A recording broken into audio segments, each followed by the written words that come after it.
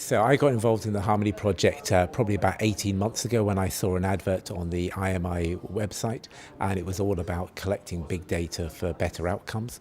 And that really appealed to me because my research in the UK is all been about collecting large clinical trial data sets and annotating them with genetic information, and then using that information to identify better ways of treating patients. So I saw Harmony as a vehicle whereby I could take my research from a UK level onto a kind of more EU or international level.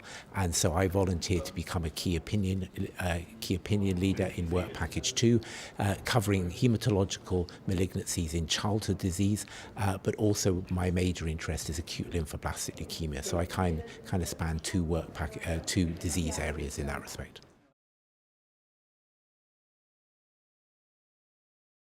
Absolutely, and of course, hopefully it will do exactly what it says on the tin and harmonise things. I mean, that's what we want. We want to be able to collect data all the way, from the Czech Republic through to Germany, Italy, and the Scandinavian countries, and bring it all into one kind of big data warehouse. That's my big excitement, is to create this big data warehouse where we have huge amounts of data.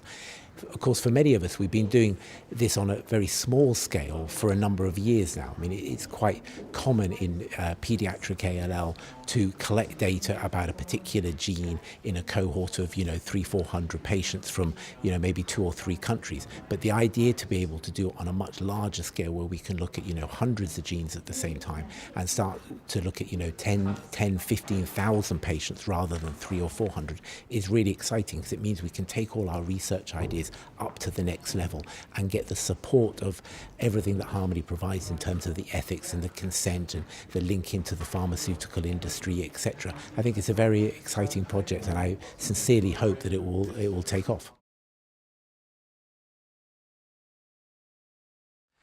I think that's going to be a hugely variable answer, but it's an absolute key question. When are the patients going to benefit?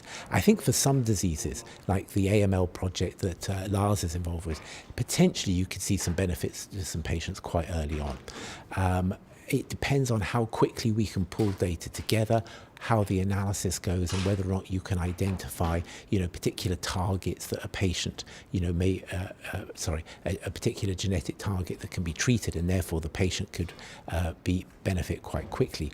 I think don't want to kind of raise a patient's hope too much and say that there's suddenly going to be this onslaught of, improvement, because I think that's highly unlikely. But I do think that over the next 2 or 3 years, there might be a handful of examples where, rare genetic subtypes of diseases may see a benefit in their treatment because of Harmony. But then in the kind of medium term, 5-10 years, there could be a much greater improvement in patient benefit by allocating treatment more effectively across the board.